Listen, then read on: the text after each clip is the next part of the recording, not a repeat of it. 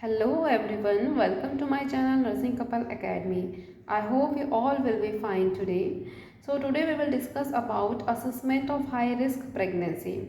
So before going to discuss, I would like to say some thought of the day.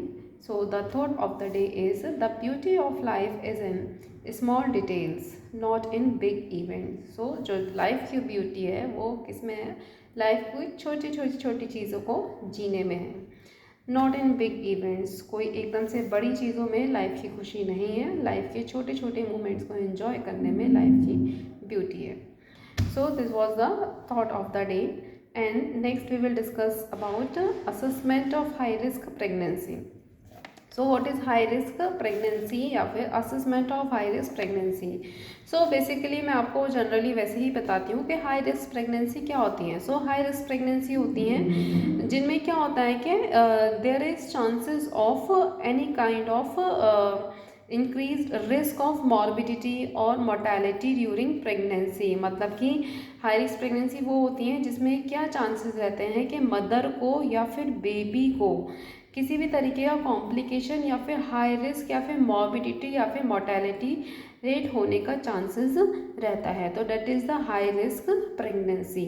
मतलब कि उस condition में क्या होता है कि जो मदर या फिर बेबी है दोनों में से किसी को भी साथ क्या हो सकता है, किसी भी तरीके का कॉम्प्लिकेशन, किसी भी तरीके की सीरियस कंडीशन, मॉर्बिडिटी या मोर्टेलिटी हो सकती है ड्यूरिंग प्रेगनेंसी। तो that is called the high risk pregnancy.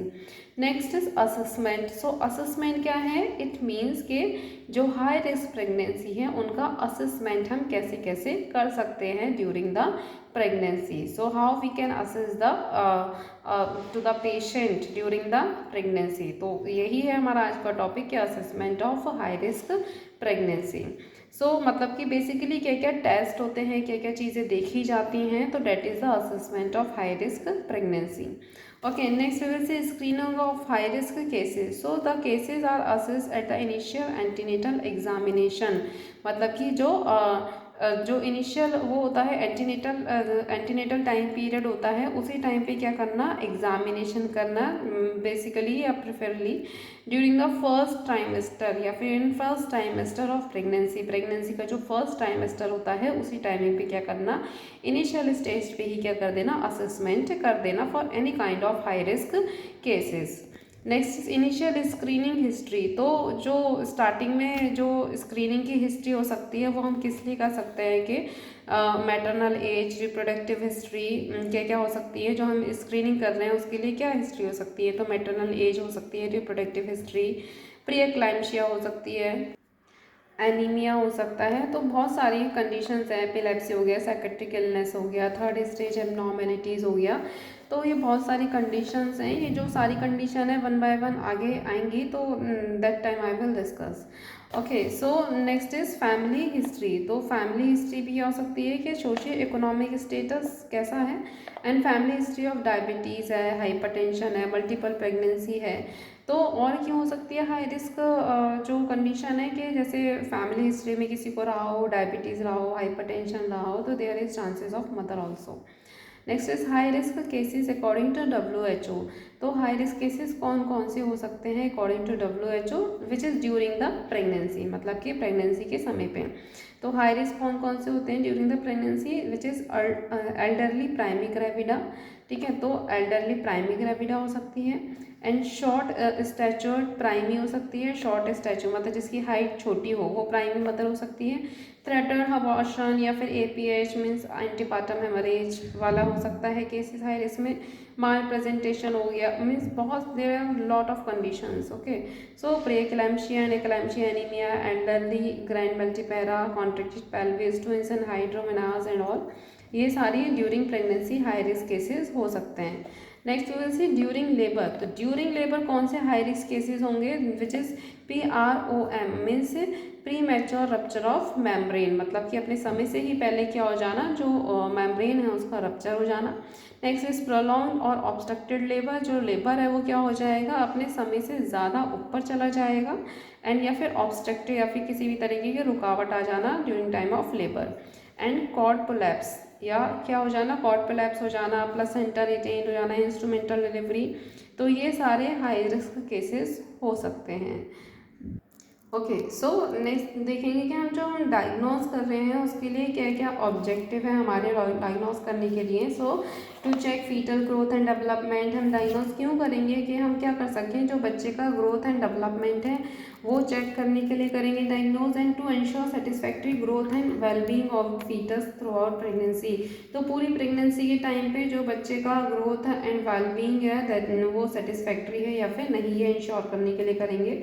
And to screen out the high risk factor that affect the growth of the fetus, और जो डायग्नोज है वो हम किस लिए करेंगे, ताकि हमें पता चल चुके कि क्या हाई रिस्क फैक्टर्स हैं जो क्या कर रहे हैं बच्चे की ग्रोथ को अफेक्ट कर रहे हैं। तो this all are the objectives of diagnosis. So newer modalities of diagnosis, तो क्या क्या न्यूअर मोडालिटीज़ हैं for the diagnosis of high risk pregnancy. तो फर्स्ट क्वेश्चन इज केमिकल हो सकता है जिसमें हम maternal serum alpha fetoprotein check करेंगे। एंड अगर वो एलिवेट होता है तो there is chances of neural tube defect, multiple pregnancies और wrong GA anterior abdominal wall defect, ही सारी कंडीशंस होने के चांसेस हैं। और अगर डिक्रीज होता है मैटरनल सीरम अल्फा फीटोप्रोटीन तो there is chances of trisomies या फिर trisomies Down syndrome. Next is triple test. Triple test क्या है, this is also basically for the neural tube defect and any kind of chromosomal abnormalities, ये भी इसी चीज़ के लिए किया जाता है ये test. Next is Coombs test. Coombs test करते हैं for RH incompatibility, RH incompatibility के लिए किया जाता है Coombs test. Next is acetylcholinesterase, ये अगर इंक्रीज है तो क्या है, there is chances of Down syndrome, तो this comes under the biochemical. Next is cytogenetic genetic. So peri implantation genetic diagnosis आता है इसके अंदर, मीन्स बेसिकली इसमें जितनी भी बायोप्सीज हैं वो कवर होती हैं इसके अंदर। नेक्स्ट आता है नॉन इन्वेसिव मेथड, मतलब कि डायग्नोस्टिक टेस्ट करने के लिए नॉन इन्वेसिव मेथड कौन सा होता है। तो नॉन इन्वेसिव मेथड होता है जैसे कि USG हो गया, जो कि हम करते हैं फर्स्ट ट्राइमेस्टर में, सेकंड ट्राइमेस्टर में, थर्ड ट्राइमेस्टर में करते हैं। मीन्स बेसिकली हर एक ट्राइमेस्टर का एक मतलब है कि फर्स्ट ट्राइमेस्टर में हम क्यों कर रहे हैं कि determine how pregnancy is progressing, जो प्रेगनेंसी है वो कैसे प्रोग्रेस कर रही है। And find out and estimate the age of the fetus, जो फीटस की एज है वो कितनी है। And any kind of Down syndrome के लिए करते हैं बेसिकली। एंड जो सेकेंड ट्राइमेस्टर है उसमें भी किस लिए करेंगे, जो जेस्टेशनल एज है उसको फाइंड आउट करने के लिए। एंड जो साइज़ है, पोजीशन है फीटस का, प्लेसेंटा का एमनियोटिक फ्लूइड कितना है, कैसा है, इसको डिटेक्ट करने के लिए करते हैं। एंड जो थर्ड ट्राइमेस्टर है उसमें किस लिए करेंगे कि make sure the fetus is alive और मूविंग, जो फीटस है वो अलाइव है, मूव कर रहा है या फिर नहीं। एंड साइज देख सकते हैं फीटस का, प्लेसेंटा का, एंड फ्लूइड देख सकते हैं, एमनियोटिक फ्लूइड। ठीक है, अल्ट्रासोनोग्राफी है एंड कार्डियोटोकोग्राफी कर सकते हैं, नॉन स्ट्रेस टेस्ट कर सकते हैं, कॉन्ट्रैक्शन स्ट्रेस टेस्ट करते हैं, which comes under the non invasive method.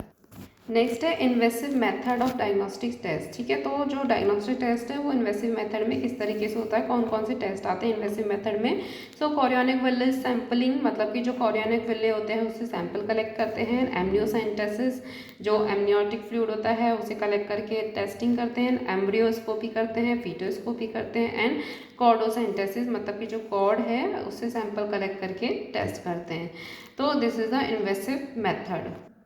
So ये था आपका assessment of high risk pregnancy, मतलब कि हम क्या क्या हाई रिस्क प्रेगनेंसी में किस किस तरीके से असेसमेंट कर सकते हैं। ठीक है, सो वही था जो मैंने आपको बताया कि न्यूअर मोडालिटीज़ ऑफ डायग्नोसिस किस किस तरीके से क्या क्या टेस्ट आते हैं, उसमें आपका biochemical, cytogenetic, non invasive method and invasive method था बेसिकली। ठीक है, एंड क्या क्या कंडीशंस आती हैं during pregnancy and during labour, क्या क्या हाई रिस्क केसेज हैं अकॉर्डिंग टू WHO। ओके, सो ये था आज का मेरा टॉपिक एंड आई होप आप सभी को मेरा वीडियो पसंद आया होगा। तो मेरा वीडियो पसंद आया तो प्लीज़ मेरे चैनल को like, share, comment and subscribe करना ना भूलें। Thank you.